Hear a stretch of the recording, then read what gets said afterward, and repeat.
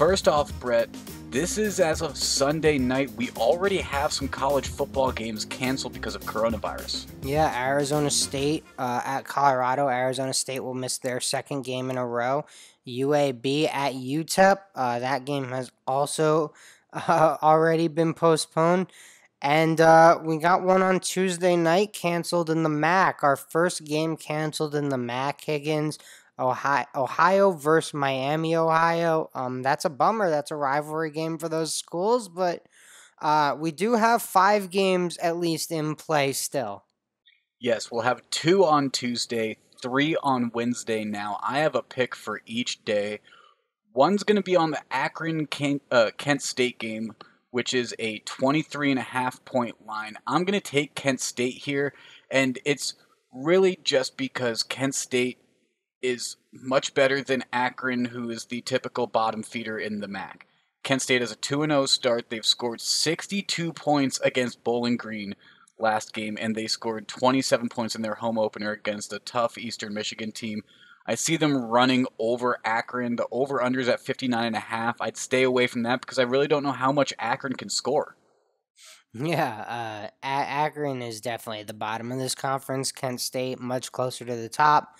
I think 23.5 at home is fair for Kent State to try and cover. The other game, Buffalo Bowling Green. Buffalo travels to Bowling Green, and they lay 31.5. I know Buffalo's a good team, but I'm not willing to lay 31.5 on the road. Would be much more comfortable like you taking 23.5 at home. But you made the good pick, Higgins, so I'll stay off it and save the pillars for you. Well, thank you very much. Yeah, 31.5 is really big. I did try looking at a teaser to see what it would be like to make Buffalo and Kent State a little more manageable, but with getting 6.5 points back, which would make it a 25-point spread for Buffalo and a 17-point spread for Kent State, it was still at minus 130. I was hoping to get a little bit closer to positive odds, so I'm going to stay off of that teaser, but a way that some bettors could make it a little more manageable. Yeah, no, definitely good information to share with everyone, and that is an interesting teaser. And then Wednesday, we have some games. We have Northern Illinois versus Ball State, where Ball State's nearly a 2-touchdown favorite. I looked at that game. I'm not quite sure if it's going to be that big of a win for Ball State, although I do think they are going to get that win. Not going on that money line, which is too steep at 590, though. I am going to be on the Toledo Eastern Michigan game, and I said Eastern Michigan's a tough team. I'm going to take them at plus 6.5, and honestly, I think they might have a chance to win this game against Toledo. Eastern Michigan has recently lost both of their games, but in very tight fashions. They lost by 4 points to Kent State to start the season. Kent State's a good team that's 2-0 at the top of the MAC right now, and then they lost 38-31 against a strong Ball State team who I just mentioned is a 2-score favorite basically over Northern Illinois on Wednesday as well. Eastern Michigan, I'm going to take the 6.5 points because I could see this game going either way, but I don't think it's going to be a full touchdown win for Toledo.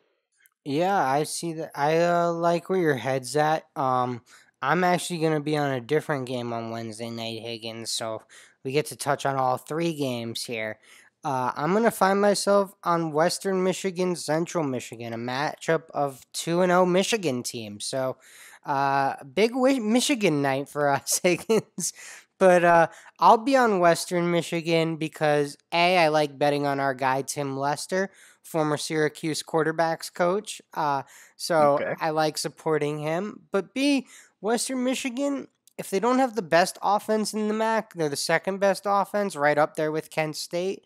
So I'd also recommend looking at the over under 61.5 here. I am not going to find myself on it as we're recording this, but as we get to Wednesday night, I may find myself on that over 61.5 because both these teams can put up points. They're both 2-0. This is going to be a competitive game, a rivalry game, and I look forward to watching it.